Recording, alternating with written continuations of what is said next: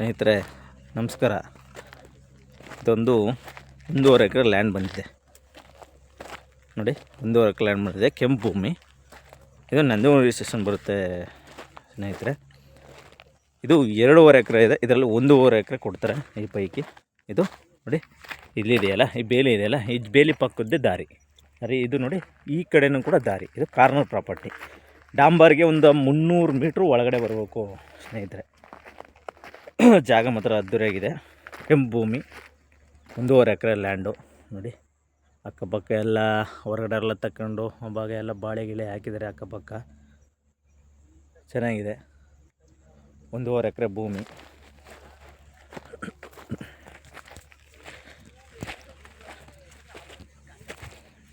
ಈ ಬೇಲಿ ಪಕ್ಕದ್ದೇ ಕಾರ್ನರು.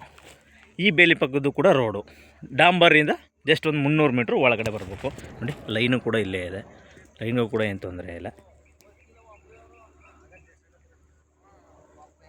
1.5 ಎಕರೆ ಕೊಡ್ತಾರೆ. 2.5 ಎಕರೆ ಪೈಕಿ 1.5 ಎಕರೆ ಭೂಮಿನ ಕೊಡ್ತಾರೆ. ಫೈನ್ ಭೂಮಿ, ಜನರಲ್ ಪ್ರಾಪರ್ಟಿ. ಇದು ಕೂಡ ಜಾಗ ಮಾತ್ರ ಚೆನ್ನಾಗಿದೆ, ಫೈನ್ ಭೂಮಿ.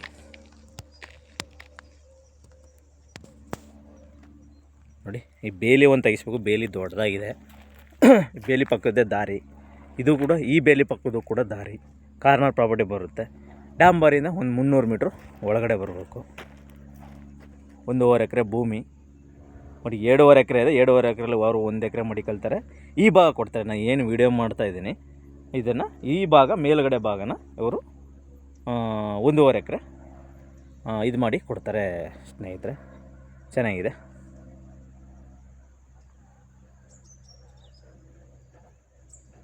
ಹಲಸಿನ ಮರ ಇದೆಯಲ್ಲ, ಹಲಸಿನ ಮರದಿಂದ ಈ ಕಡೆ ಬರುತ್ತೆ ಸ್ನೇಹಿತರೆ.